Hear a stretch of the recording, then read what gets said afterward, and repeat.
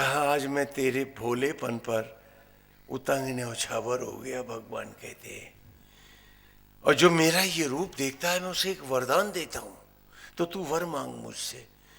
बोला मेरी इच्छा ही कहां जो मैं मांगू, जंगल में बैठा हूं, जंगली फल फूल मिल जाते हैं तब कर रहा हूं प्रभु, पानी भी खूब है, क्या मांगू आपसे, मैं ना मांगता। अरे कहा मैंने तुझे रूप का दर्शन दिया है उतंग, तो मेरी मर्यादा के लिए ही एक वर मांग ले। सोचने लगा क्या मांगू, आप लोग होते तो क्या मांगते, हाँ टाटा बना दे, बिरला बना दे, क्या बना दे, हाँ बोलो क्या मांगू। सोचने लगा, कहने लगा ऐसा है नारायण मैं जंगल में रहता हूं और कभी कभी पानी घट जाता है, जब मुझे बहुत प्यास लगे और मैं इच्छा करूं तो किसी देवता को भेज के उस वक्त पानी पिला देना, बस यही वरदान दे दो। बोले इतना ही मांगेगा, बोले इतना ही मांगूंगा। आप होते तो कितना कितना मांगते, लेकिन उतंग ने इतना ही मांगा। भगवान चले गए, घनघोर अकाल पड़ा, पानी बरस के नहीं दिया, जंगल सूख गए, पशु जीव मरने लगे और प्यासा डोले बन बन उतंग, कंठ तक प्राण आ गए उसके। सोचते हैं पानी मांग लूं, फिर सोचते हैं बैकुंठनाथ को क्यों कष्ट देना, बहुत भोला है वो, बहुत भोला है वो। फिर मन में आया कि जब तक एक बार पानी पीऊंगा नहीं तो वर पूरा कहाँ हुआ, तो भगवान की मर्यादा का भी तो सवाल है। तो एक जगह बैठ गया पेड़ के नीचे, बोला नारायण अब तो प्राण जा ही रहे हैं, पानी पिलाई दो। तो पता है क्या हुआ, देखने लगा कि अभी कोई देवता पानी लेके आ रहा होगा, तो देखा एक भिश्ती, भिश्ती समझते हैं आप लोग, नहीं वो जो चमड़े की मशक में पानी रखता है ना, भिश्ती बोलते हैं उसको, क्या बोलते हैं यहाँ, हाँ वो जो बोलते हैं, मैं फिर नहीं बोल पाऊंगा, मुझे समझ में नहीं। तो वो चमड़े की मशक में मृत चमड़े में जल लेकर के देखा एक आदमी चला आ रहा है। कहने लगे ऋषिवर प्यासे, बोले प्यासे हैं तो तेरे से क्या, अरे बोले बस इतना ही पानी है पियोगे। बोला जानता है मैं कौन हूं, मैं ऋषि उतंग हूं और मैं मृत चाम का ये अपवित्र जल पीऊंगा, और वो भी तेरे हाथ से। तू तो शूद्र है, चर्मकार है, वो भिश्ती है, वो जाता है कि श्राप दूं। तो हंसता हुआ बोला श्राप न दो ऋषिवर, मैं जा रहा हूं। और जो वो गया भगवान फिर प्रकट हो गए। ध्यान से सुनो, ये महाभारत की कथाएं हैं, आप ही के ग्रंथों में है। कहा रे भोले उतंग तूने अमृत को लौटा दिया। मैंने इंद्र से कहा था कि इंद्र जाओ, उतंग बहुत भोला है और सब में एक ब्रह्म का भाव रखता है, जाओ और उसे अमृत पिलाओ और उसको लौटा लाओ। तो इंद्र ने कहा उतंग में अभी भी भेद बाकी है और वो स्वर्ग का अधिकारी कदापि नहीं है।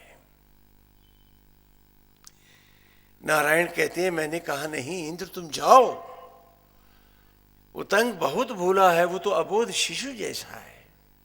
कहा ठीक है नारायण, तो मैं चर्मकार भिश्ती बन के जाऊंगा और चमड़े की मशक में अमृत रख के ले जाऊंगा, पी लेगा, अमर हो जाएगा। आप कहते हो उसकी दृष्टि अभेद है और वो सब में आपको देख रहा है, तो क्या देख लीजिए कि वो उस भिश्ती में भी आपको देखता है क्या। तो कहा रे उतंग तूने अमृत लौटाया है, जिसकी भेद दृष्टि नहीं जाती, जो प्राणी मात्र में एक ब्रह्म का भाव नहीं रखता, उसे ब्रह्मांड से ज्योति का मार्ग भी नहीं मिलता। भगवान ने कहा उतंग पी, अब कितना पानी पिएगा, चारों तरफ हरे भरे वन हैं, जलाशय भरे हुए हैं, उतंग कितना चाहे पानी पी ले, लेकिन बैकुंठ तो गया। इन कथाओं को पढ़ने के बाद क्या आप फिर भी कहेंगे कि धर्म ने आपको भेदभाव सिखाया? ये संप्रदायों की देन है, आपके किसी ग्रंथ में ये सब नहीं है। श्रीमद् भगवत गीता आप ही की कहानी है। आए, दो पक्ष हैं, एक कौरव है और एक पांडव है। ये दोनों आप में है। धृ धातु है, धृत माने पकड़ना जकड़ना, और राष्ट्र माने भूमंडल। महाराज का नाम क्या है? अंधे राजा का धृत राष्ट्र। आपको शायद नहीं मालूम, हम लोग ऊपर हिमालय में जहां तप करते हैं, वहां धृतराष्ट्र नाम के पक्षी होते हैं। वे हंस से सुंदर पक्षी, जिनके चोंच और पंजे काले हैं और जो जीवित पकड़ के नोच नोच के सब जीवों को खाते हैं, उन्हें संस्कृत में धृतराष्ट्र कहते हैं। और धृ धातु है, धृत माने धारण करना।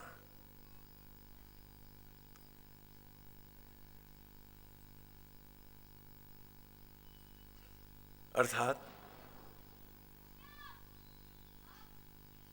ये हिंसक कौवे, इन्हें धृतराष्ट्र कहते हैं। पक्षी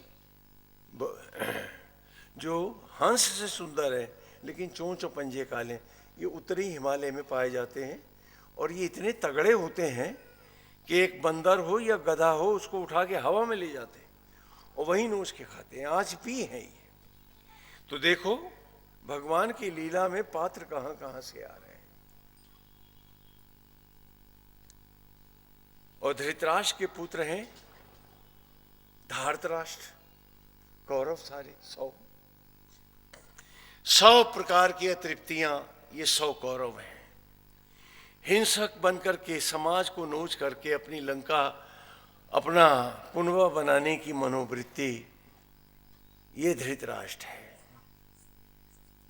सारे पात्र आप में है। पूछता है काल अंधा, श्रीमद् भगवत गीता का पहला श्लोक ले रहे हैं।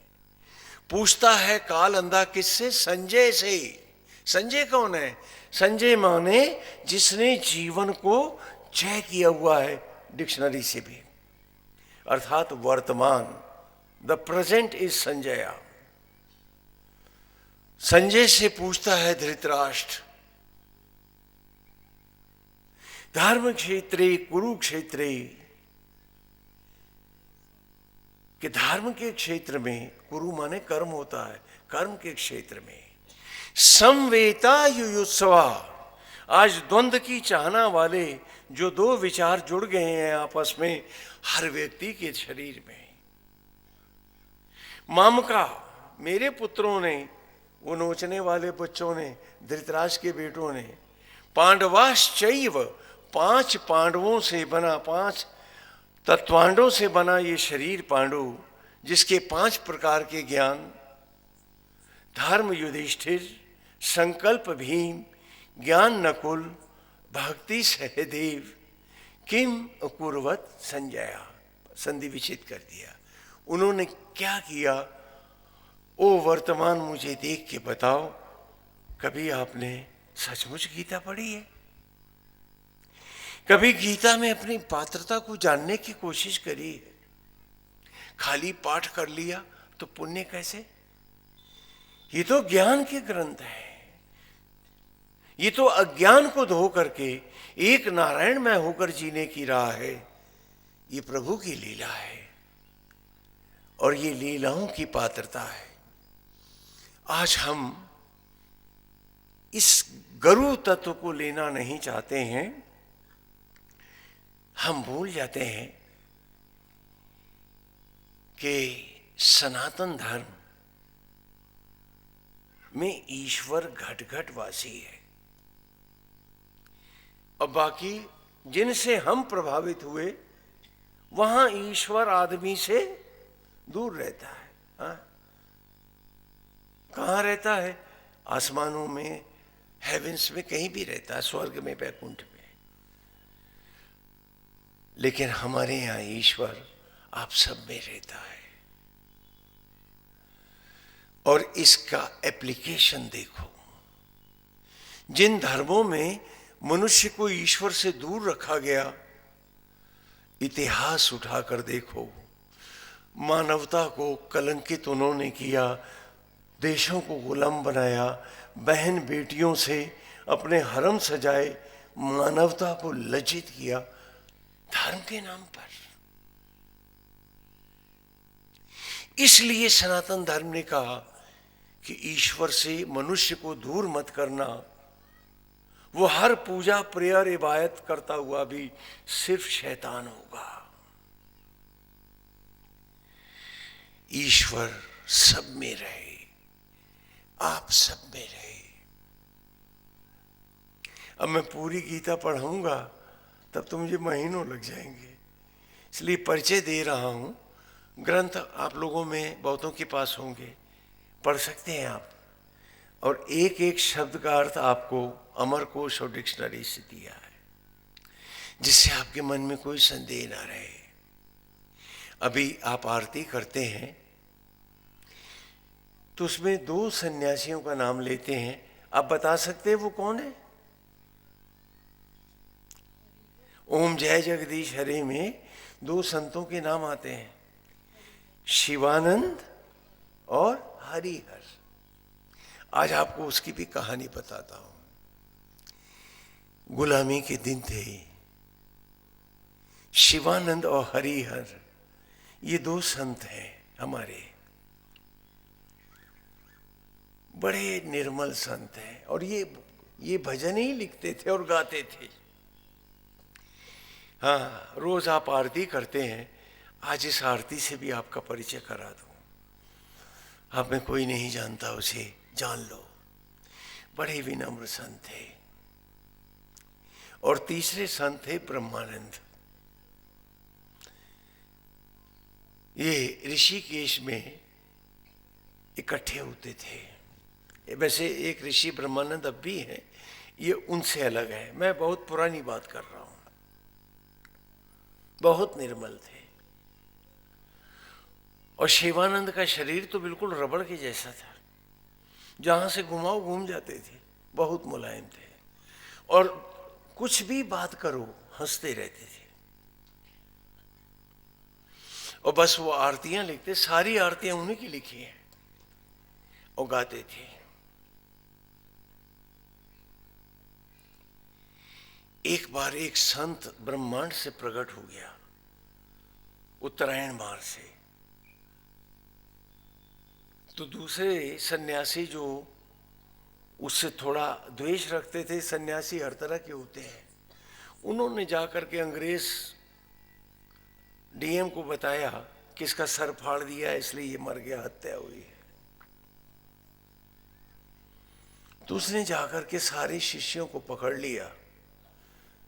तो वो भाग करके इनके पास आए। शिवानंद ने डीएम से जाके बताया कि वो सन्यासी अपने तप से फटा है, उसे किसी ने नहीं मारा है। तो अंग्रेज बोला, मैं नहीं मानता,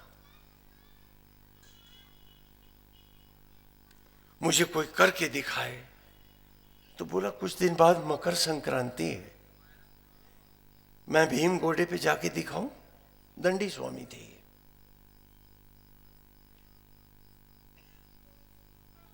तो अंग्रेज की डायरी के पन्ने पढ़ रहा हूं आप, डीएम के, कि बहुत भीड़ लगी है घाट पर, चारों तरफ लोग ही लोग हैं।